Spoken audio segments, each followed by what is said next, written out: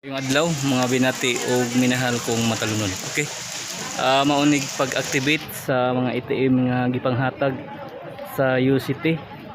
Unlimited cash transfer nga gihatag sa gobyerno ngadto sa mga senior citizen diri sa lungsod sa Matalom. Okay. Rain or shine ang pagpanghatag sa mga ATM nga padung sa senior kung diin mao ni ang additional sa nga pagpanghatag nga financial assistance sa senior citizen dire sa lungsod sa Matalom. Okay. Iko live dire sa